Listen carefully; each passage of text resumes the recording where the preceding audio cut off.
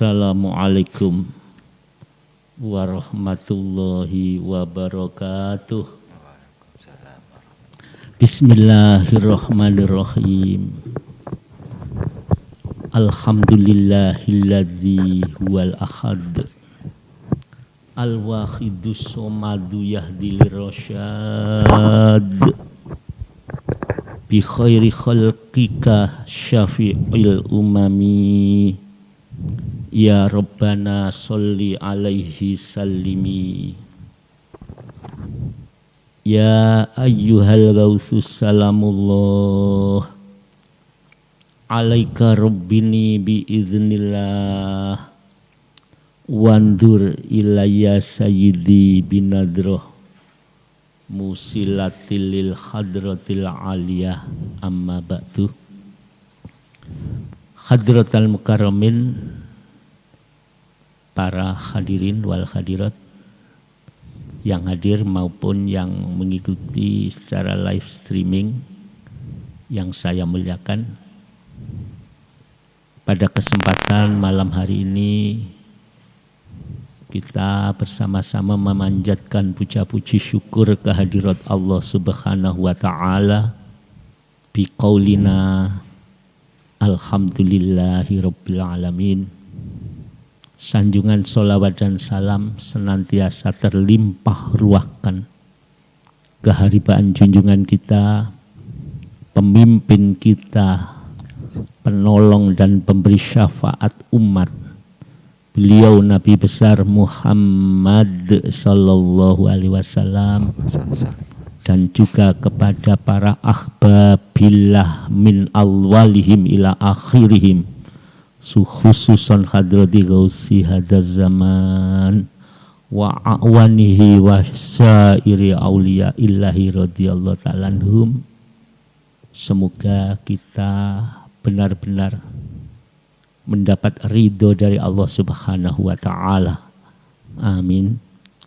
Senantiasa sampai akhir hayat dikehendaki untuk mengikuti di belakang beliau Rasulullah sallallahu alaihi wasallam dan mendapat bimbingan dari Sultan Aulia hadzal zaman wa ahwanihi wasairi aulia illahi radhiyallahu ta'ala anhum. Hadirin yang saya muliakan, pada malam hari ini saya bersama Ustadz Somad untuk membahas situasi atau fenomena akhir-akhir ini, di mana wabah, bencana, taun, COVID merajalela. Kita tahu di sekeliling kita banyak kematian mendadak. Di manakah pikiran kita ketika kita melihat? Di manakah perasaan hati kita ketika kita melihat dan mendengar di sana sini kematian mendadak, di sana sini kengerian dan ketakutan yang menjadi-jadi. Tapi saya ingatkan, selain kita berusaha mendekatkan diri kepada Allah, juga harus menghindari. Kita tidak usah terlalu takut. Takut itu hanya kepada Allah. Dengan hal-hal yang penyakit dan lain-lain, itu kita disuruh menghindar.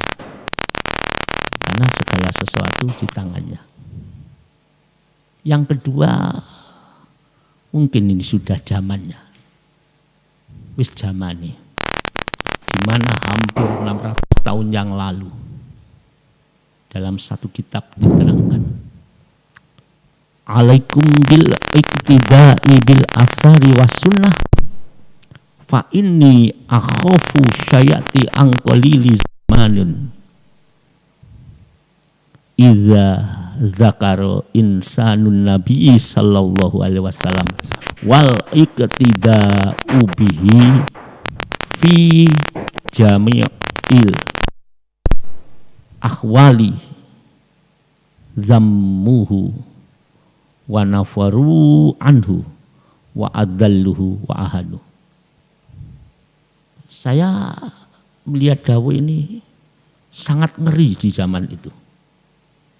Karena didawuhkan, berpegang teguhlah engkau akan sunnah, asar, jejaknya Rasulullah, was-sunnah dan sunnahnya. Sebab sungguh saya takut akan menimpa di zaman itu apabila ada orang zikir,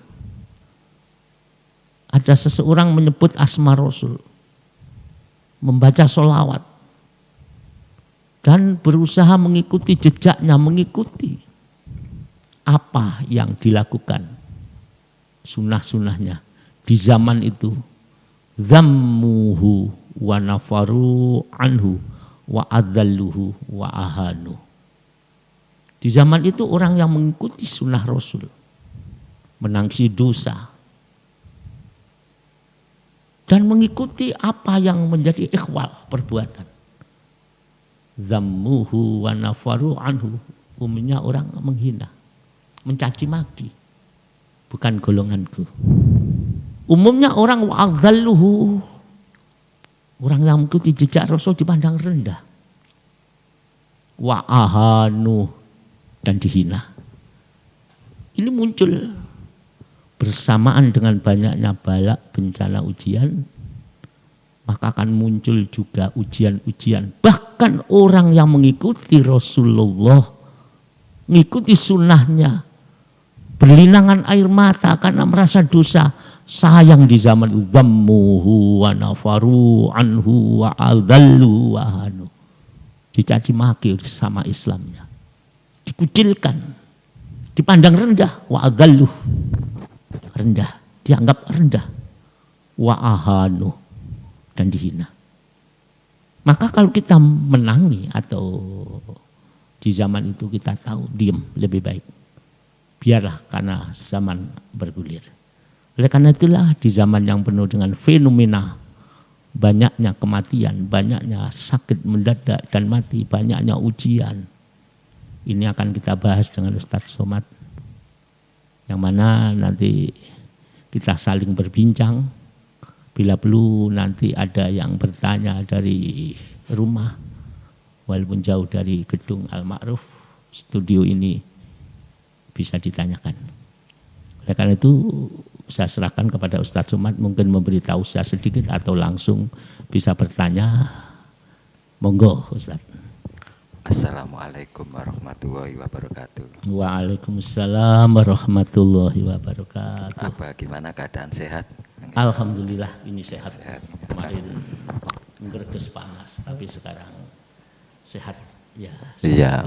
Semua diberi sehat. Gimana ya, kalau kita lihat apa situasi saat ini kayak seperti semacam situasi kayak mencekam. Wabah ini semakin tidak terasa, kayak tidak bisa terbendung, sehingga hampir kematian itu terdengar. Maka dari sini yang saya tanyakan, apa solusinya itu apa? Dan yang kedua mungkin ya, atau beda bahasa dikit, siapa yang selamat di tengah-tengah situasi yang seperti itu apa? Sedangkan tadi ada indikasi yang Abah katakan bahwa dikir orang yang benar-benar mengikuti jejak Rasul saat ini sudah dicekal, maka apa? Ya, maaf ya, terima kasih. Jadi ketika di zaman itu sesuai dengan kitab, kalau tidak salah Majalis Susaniyah ini, kalau tidak salah atau mungkin Takribul Usul, orang yang mengikuti jejak Rasul dicaci maki. Iya. Banyak yang mencaci maki, dianggap asing, dianggap ya bagaimana, rendah, wa'adhalluhu, bahkan dihina. Kalau kita menangis betul diam, kita harus benar-benar berpegang teguh. Seperti apa yang didawuhkan Ustadz Somad tadi, ditanyakan, situasi ini sangat mencekam. Ya, ini cara Allah untuk mengingatkan umat di akhir zaman, termasuk kita, bapak-bapak, ibu-ibu, adik-adik, diingatkan oleh Allah. Zaman ini sudah tua. Kalau menurut hadis-hadis yang berhubungan dengan akhir zaman, sudah waktunya muncul penyakit seperti ini, bahkan mendunia. Disebut taun, itu sudah muncul. Tapi sesungguhnya ini Allah mengingatkan kepada kita. Kita diingatkan. Ahasiban nasu ayyutraku ayakulu amanna. Lanjutnya, wahum la yuftanun. Kita sudah merasa baik, sudah merasa khusyuk, merasa alim, merasa jadi orang yang benar-benar beriman. Maka turun peringatan dari Allah, ujian dari Allah, agar kita tidak bohong. Iman kita benar-benar tidak bohong. Janganlah manusia merasa sudah beriman. Ya. Sebelum manusia itu diuji dulu oleh Allah. Jangan merasa ayakulu amanna. Jadi merasa aku sudah iman. Wahum la yuftanun. Dan mereka pasti diuji dulu oleh Allah. Dengan fitnah-fitnah, dengan ujian-ujian ini. Ya. Jadi cara Allah dengan adanya ini secara global, kita ini dites. Imanmu sungguh apa tidak? Terutama kita yang ada di gedung ini. Jangan-jangan iman kita ini hanya imitasi. Ketika diuji oleh Allah, ujian apapun, dari ujian ekonomi, ujian gempa, ujian bencana alam, sekarang ujian penyakit. Ya. Ujian-ujian itu buktikan bahwa kita adalah orang beriman. Mayoritas bangsa Indonesia ini adalah orang yang beriman. Buktikan. Ya. Kalau kita diuji, mestinya kalau orang beriman, dia pasti akan lari kepada yang memiliki ujian itu, yang memiliki pengujian itu. Dia pandangannya kepada yang memberi, yang menguji. Nah, kenyataan yang ada terutama Al-Fakir, kami bersama di sini, tidak. Semakin diuji semakin bingung, semakin diuji semakin panik. Padahal orang bila di dadanya ada Allah, artinya ada iman. Di dadanya ada betul-betul Allah. La ilaha illallah Muhammadur Rasulullah. Ini betul-betul hidup di hati. Bukan hanya di lisan, bukan hanya di akal. Apapun yang terjadi tetap illallah. Kembali kepada Allah. Kecuali Allah. Karena orang yang beriman itu ibarat karang di laut. Dihantam badai, dihantam ombak, tetap teguh. Kita di dunia ini ya seperti itu, tetap teguh. Dihantam ekonomi, dihantam ini. Ini kita koreksi ke dalam hati. Ya. Artinya bagaimana? Ya kenyataan yang ada dalam kehidupan ini. Semua panik. Di mana Allah? Padahal bila Allah itu ada di hati kita, hidup di dalam jiwa kita. Ala bidzikrillahi tatma'innul qulub. Ya, ingat. Dengan mengingat kepada Allah, dengan berzikir kepada Allah, hati-hati. Situasi yang mencekam seperti ini, hati tetap menjadi tenang. Nah, sekarang masyarakat hadirin yang mendengarkan, kepanikan kita menunjukkan di dada kita belum ada Allah di dalamnya. Karena janji Allah dalam surat Ar-Ra'd, dengan mengingat Allah, hati ingat pada Allah, hati akan menjadi tenang. Tidak usah takut. Karena kematian sudah dijanjikan oleh Allah, tidak bisa diajukan dan tidak bisa diundurkan. Ini cara Allah. Yang kedua tadi, cara untuk menanggulangi dan siapa yang selamat. Iya, di tengah-tengah itu. Gini, sekarang kita ini ibarat di dunia ini berjuang. Berjuang ya. Iya. Siapa musuhnya kira-kira? Banyak ya. Banyak. Hawa nafsu dan banyak lain-lainnya. Berjuang ini kita harus perang. Iya. Perang. Ayo, yang ada di rumah atau yang di sini. Ketika terjadi perang besar, ya, yang selamat itu yang masuk ke dalam benteng, apa yang keluar dari benteng? Masuk di dalam benteng. Oke, Ya. bisa dipahami. Ya. Keluar dari benteng mati. Karena sudah gawat. Kalau mati lahirnya, manusia pasti mati. Tapi kalau sudah mati imannya, mati kesadarannya, bagaimana kita pulang kembali kepada Allah? Tidak membawa iman. Oke ya? Ya. Mungkin Ustaz Somad juga pernah belajar ya. Ya. Kira-kira tolong dibantu. Saya agak lupa nih. Benteng Allah itu kira-kira apa yang mana? Mungkin ingat, tolong dibantu. Iya gini apa? Saya ini dengan adanya yang seperti ini, satu sisi saya pernah dengar dalam Al-Quran itu dikatakan lau kana fihi ma aliyatun illa wa ila fasadata, bahwa ini bahasanya kalau di bumi, di langit ini ada Tuhan-Tuhan lain selain Allah, maka akan hancur, binasa. Apakah ini juga indikasi dari ini?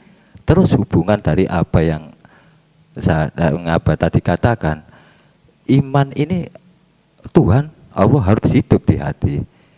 Ini juga saya nanti perlu penjelasan apa dari dasar ini dulu kami mencoba nanti merangkum dari apa yang dalam surat Al-Anbiya. Masih ingat saya ayat berapa ya? 22 atau ayat berapa itu?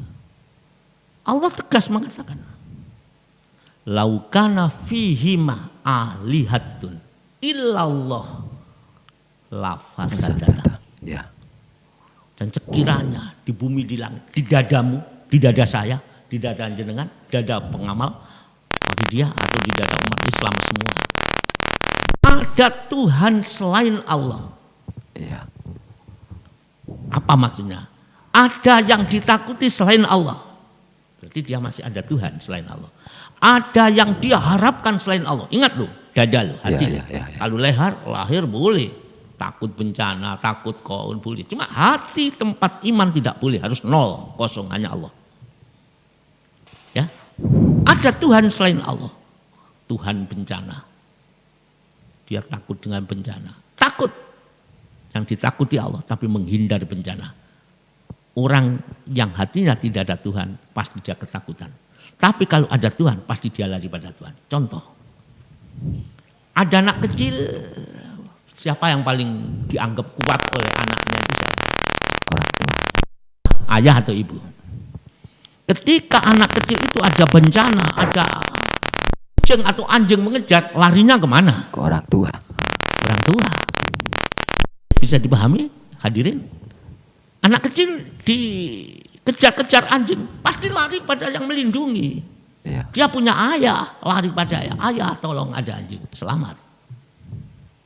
Begitu pula manusia kalau punya Allah, bahaya apapun dia pasti lari kembali kepada Allah. Illallah, melainkan hanya Allah yang dicari. Tapi kalau di hati kita, di langit, di bumi, di apapun, di angan-angan, di dalam hati kita ada Tuhan selain Allah, ada yang diandalkan selain Allah, ada yang ditakuti selain Allah, la fasadata, akan rusak diri kita. Iman ini akan jadi rusak. Karena iman itu, iman kepada Allah saat itu tahu kalau yang menyelamatkan Allah, yang melindungi Allah, segala kalian di tangan Allah. Kullu min indillah, kabeh semua dari Allah. Ketika itu diuji ternyata tidak dari Allah, dia lari. Ini adalah tanda-tanda atau indikator, ya tanda ya. Hati kita ini tidak hidup dengan iman itu. Coba diri kita bagaimana? Kita tahu toh hukum dunia seisinya, manusia siapapun, la haula wala quwata terus illa billah. Jelas tidak ada kemampuan. Corona tidak ada kemampuan untuk membunuh. Balak tidak ada kemampuan untuk menghancurkan umat. La haula tidak punya kemampuan, wala quwata tidak punya kekuatan untuk menghancurkan Indonesia. Ya.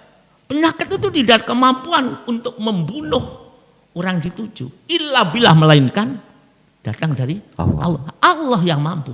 Di mana la haula wala quwata illa billah yang kita baca ketika ternyata ada penyakit kok tidak ada di hati kita. Ternyata hati kita ini kosong dari iman. Terutama al-fakir, saya sendiri ini kosong.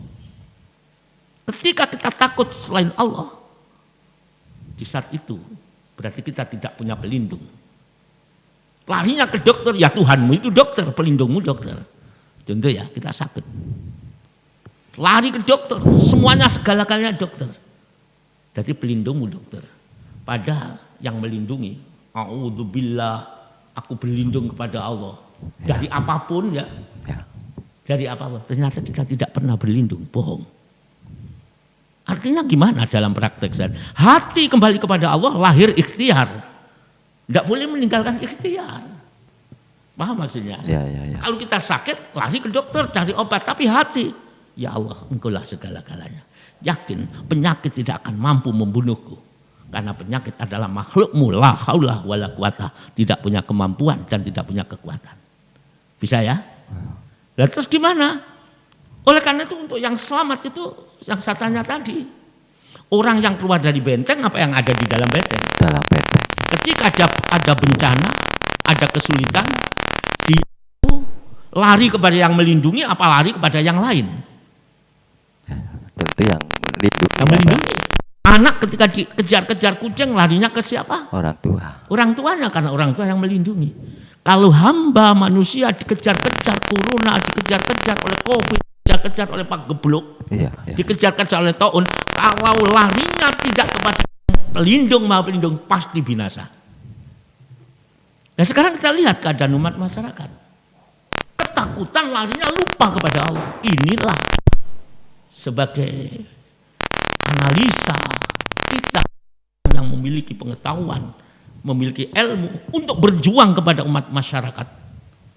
Praktek lillah hanya karena Allah. Dan bila merasa datang dari Allah, wajib masuk ke dalam dadanya umat masyarakat.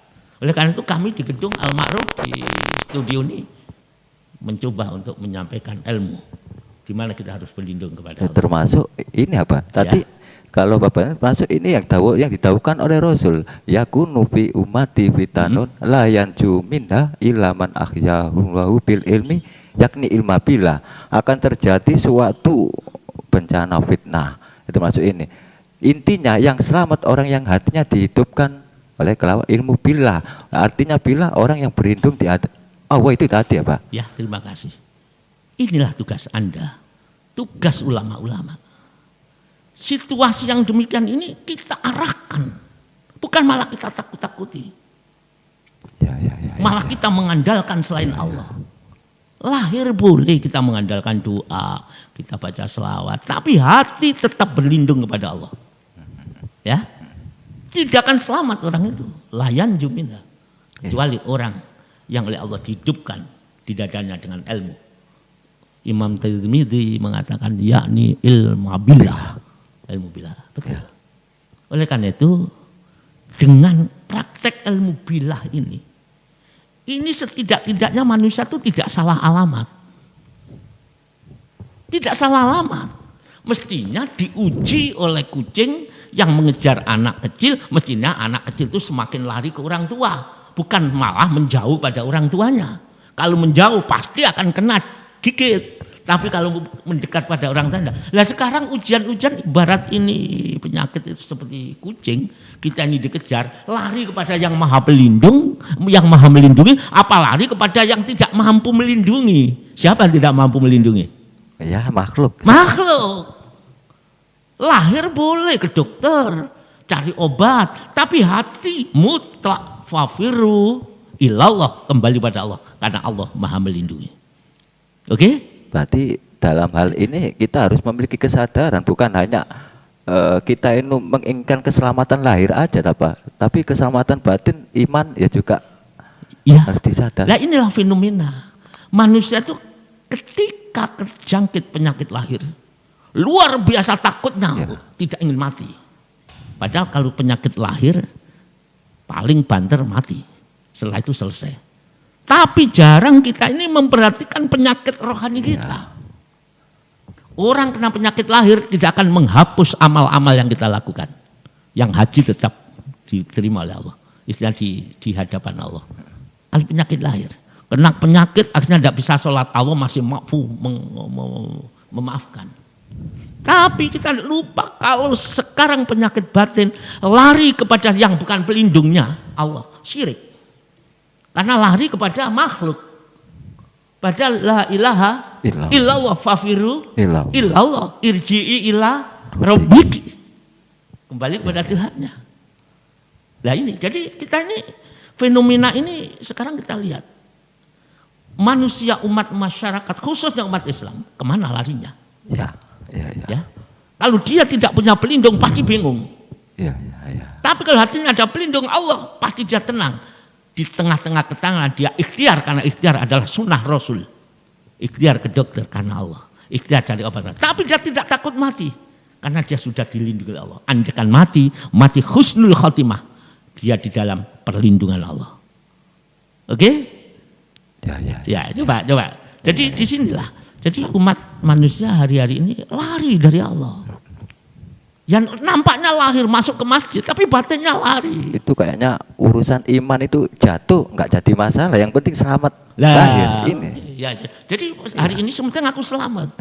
Ketika selamat dia bangga. Ketika selamat dia mengandalkan obat.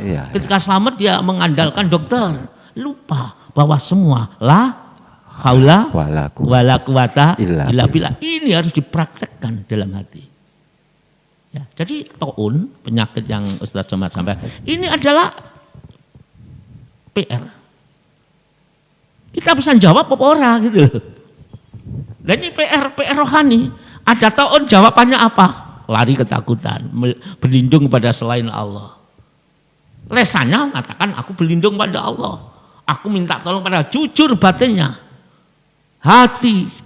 Karena iman itu adalah hati. Keyakinan, kesadaran kepada Allah. Oke, bisa dipahami? Oke, terus ya, apa? Dari apa yang Abah tadi katakan, ini mutlak kalau saya merangkum, ini solusinya Allah harus hidup di dalam hati. Nah, tapi ini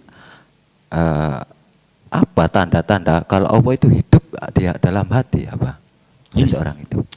Tanda-tanda kalau memang Allah hidup di hati, maksudnya iman itu ada di dalam hati. Ya. Semakin dia diuji, dia semakin rapat berpegang teguh kepada Allah. Semakin diuji kekayaan, diuji ilmu semakin tinggi, dia berpegang teguh kepada Allah. Dia meninggalkan perasaan, status yang ada dirinya. Status ulamanya ditinggal. Aku bodoh, yang pandai Allah. Status kekuatannya, saya tidak ada kekuatan kecuali Allah. Tanda-tanda orang itu beriman, ilmu bilah dalam kesadaran akan muncul jadi rasa. Lu inilah yang kita cari. Sedangkan di akhir zaman untuk mencapai ilmu bilah ini kadang-kadang kita tidak mengenal. Ya, tidak mengenal. Maka hari itu ada istilah mujahadah harus. Karena al-mujahadah miftahul hidayah. Apa maksudnya? Kunci dari hidayah itu. Mujahadah. Bahkan di dalam Al-Quran ingat waladzi jahadu wa lanahdiyanahum walladzina jahadu fina lanahdiyanahum subulana. Ini perintah Allah bermujahadah. Lu bermujahadah yang mana? Ya. Ini apa? Ini yang harus mujahadah mana? Karena istighosa diadakan. Banyak bahkan mujahadah diadakan. Baca apa-apa diadakan ya. Tapi ini bagaimana bentuk memang mujahadah sesungguhnya? Mujahadah itu ada dua, Ustaz Somad. Mujahadah dimanapun lakukan. Yang pakai selawat wakidiyah silakan, itu alatnya. Yang memakai selawat nariyah silakan, itu juga alat. Yang memakai istighosah seperti keluarga besar kami silakan, karena minta pertolongan pada Allah. Cuma ada satu yang kita itu lupa, mujahadahnya hati. Nah bagaimana kita menyebut asma Allah, baca selawat tapi hati masih punya rasa jahat kepada orang lain? Apa artinya? Lesan kita menyebut Allah, tapi hati kita busuk. Selalu makan bangkai. Selalu ngerasani orang satu dengan yang lain. Selalu lebih baik dari golongan satu dengan golongan yang lain. Ya ayyuhalladzina amanu la yashkhar qaumum min qaumin. Ya, janganlah kamu mencela kaum yang satu dengan kaum lain. Bisa jadi orang yang kamu cela, yang kamu caci maki lebih baik daripada engkau sendiri. Surat Al-Hujurat ayat 11 ya. Jadi mujahadah di situ kuncinya hidayah. Ada dua. Yang lahir sudah. Bangsa Indonesia dengan ulama-ulama kita sudah berdoa, di rumah berdoa, kumpul berdoa. Boleh silakan. Cuma batin orang per orang harus dikorai. Apa dikorai itu? Dicuci. Cara menghadap Allah sudah benar, sholatnya, ibadahnya, istighosahnya, mujadahnya, pakai selawat wahidiyah, pakai selawat nariyah, sudah benar. Cuma hatimu ketika madhab kepada Allah, adakah kotornya atau tidak? Ini yang butuh guru mujahadah model rohani seperti ini. Kalau mujahadah lahir wirid semua mampu, tapi untuk mendapatkan warid ini butuh guru yang menuntun di dalam jiwa ini. Lebih-lebih di zaman ini ya tadi dikatakan. Berpegang teguhlah kamu kepada Allah. Itu termasuk apa cukup kita ini hanya meniru Rasul, kalau jenggot kita berjenggot, kalau Rasul pakai baju ini dengan rana itu memang Rasul berjenggot, tapi saya tidak jenggot tadi. Monggo yang jenggotnya bagus niru Rasul. Bukan jenggotnya, kecintaan pada Rasul itu yang diterima, bukan jenggot yang panjang itu yang diterima. Karena panjang niru Rasul, sunnah Rasul, cinta Rasul, akhirnya kita berjenggot. Itu yang dicintai Allah. Bukan karena jenggotnya, karena orang Yahudi pun juga berjenggot. Bukan karena jenggotnya. Nah, jadi kecintaan kita pada Rasul itu diantaranya Rasul dulu berjenggot. Nah, kalau jenggot saya kan sedikit-sedikit ada puas gitu ya. Ya akhirnya dia, aku cinta Rasul, Rasul pakai jenggot. Ini yang diterima bukan karena jenggotnya. Kalau jenggotnya seorang Yahudi yang disebut Rabbi di toko-toko Yahudi itu semua berjenggot semua. Ya. Jadi ini cuma kalau kita jenggot, kita pakai lengan panjang niatnya lillah dan karena dari tuntunan Rasul, silakan berjenggot pakai gamis. Saya pun juga kadang-kadang pakai gamis ya. Ini tidak apa-apa. Sementara karena Allah dari tuntunan Rasul. Kalau pakai gamis karena saya ulama, lah ini yang tidak ada artinya.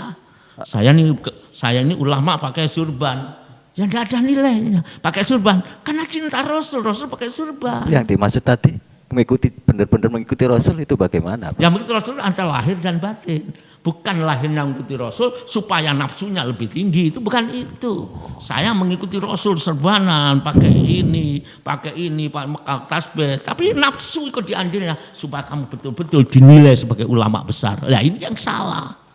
Semakin niru pakaian Rasul, baik pakaian lahir, lebih-lebih pakaian batinnya Rasul. Ini yang perlu. Walaupun pakaian lahirnya dipakai, kalau pakaian batinnya itu kotor, suka mencaci maki orang, ngerasani orang, hapus semua amal. Lahir batin ya pakaian lahir ya pakaian batin. Tapi maaf saya yang paling salah ini, gak bisa mengikuti jejak Rasul, tidak punya jenggot. Karena keluar sedikit-sedikit yang kurang. Berarti posisi hari ini kita tidak cukup hanya merdu suara untuk menyandungkan sholawat, menyanjung sholawat. Tapi kalau tidak benar-benar batin, ya. Lah inilah. Maka bagi kita sendiri, ya bagi kita, koreksilah dirimu sendiri. Setelah hati kita timbul rasa cinta pada Rasulullah dengan berselawat untuk menghindari penyakit seperti ini, ya baru suara yang merdu silakan. Andaikan hati itu tidak ada, pernah kan terjadi di daerah Mesir seorang bintang film porno ketika itu melakukan sebagai sebagai cerita Sayyidah Rabi'atul Adawiyah. Dia itu berperan. Nah, Sayyidah Rabi'atul Adawiyah itu berselawat tiap hari 25.000 ya sholat. Nah, seorang pemain artis porno dari Mesir itu yang mengikuti dalam skenario cerita itu ya di syuting ya sholat, ya baca selawat, memperbanyak selawat. Hanya meniru itu. Berselawat ya santun seperti Rabi'atul Adawiyah. Cuma yang diperbanyak selawat ya selawat. Menghadap apapun dia dalam syuting itu pakai selawat. Setelah syuting selesai, beliau itu tidur di sofa, hanya pakaian dalam saja tidur. Akhirnya dalam tidur bermimpi ada seorang yang sangat wibawa masuk ke dalam rumah, buka lemari, ya jelas sekali, terus ngambil selimut hijau ditutupi sambil mengatakan, kamu tidur jangan begitu, ditutup, diberikan gini oleh orang itu. Loh, siapa Anda? Dia ketakutan karena orang itu wibawa banget. Siapa Anda datang ke sini? Kok malah menutupi tubuh saya? Aku nabimu. Subhanallah. Aku Rasulullah. Aku menyayangi kamu. Kamu harus menutupi aurat. Gara-gara pura-pura baca selawat di dalam film. Maka dia terbangun, tidak ada orangnya. Tapi akhirnya dia tahu, ya Allah, akhirnya mengambil selimut itu dipakai. Akhirnya dia itu mulai cinta membaca selawat. Akhirnya ketika itu dia datang pada ulama besar di sana yang wafat tahun 89 kalau tidak salah. Itu barisan Syekh Sya'rawi itu ya. Kepada Syekh Sya'rawi itu ulama besar di Mesir. Ketika ditanya, "Apa yang kamu lakukan?" "Saya ini bintang film porno." "Mengapa kamu mimpi Rasulullah?" "Karena saya memerankan sebagai Ibunda Rabi'atul Adawiyah. Dalam peran itu saya berselawat. Hanya lesan saya, hati saya tidak kenal yang namanya Nabi Muhammad, cuma saya berselawat. Hanya itu aku dicintai oleh Rasul, aku diingatkan dapat hidayah."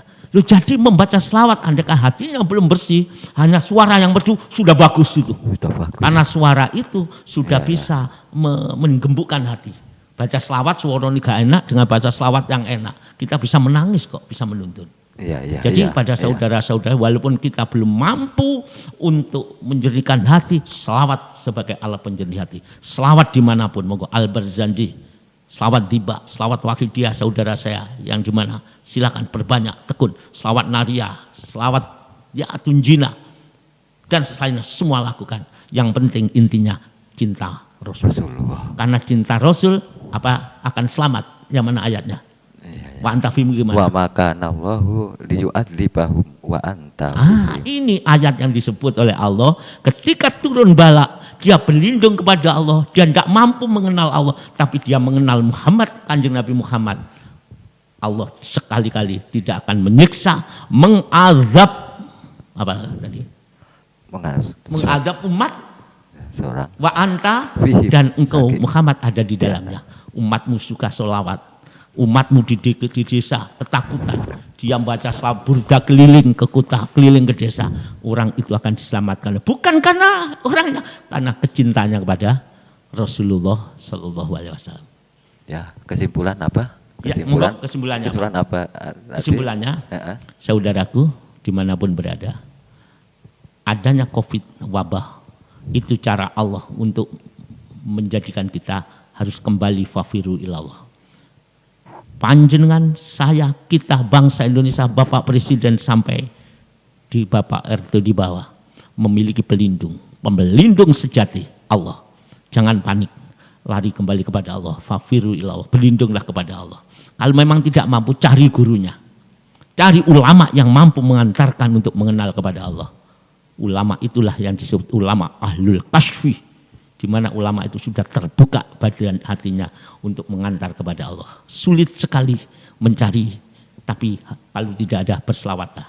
Tapi sayang di akhir zaman, alaikum bil iqtidai bil asari was sunnah fa ini akhafi sayati angkolili zamanun idza dzakara insanun nabi sallallahu alaihi wasallam, dan seterusnya, zammuhu wa nafaru anhu adalu. Sayang di akhir zaman kalau ada orang membaca selawat, menyebut asma Rasul, mengikuti jejaknya, menangisi dosa-dosanya, dia mulai berbenah menuju kebaikan. Di zaman itu zammuhu, umat sama mencaci maki, bukan golonganmu.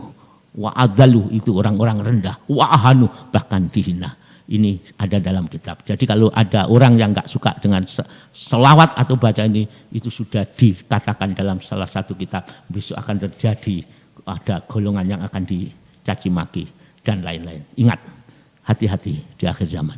Saya kira cukup ya. Kesimpulannya, fafiru ilallah. Silakan cari obat, silakan isolasi mandiri, silakan divaksin.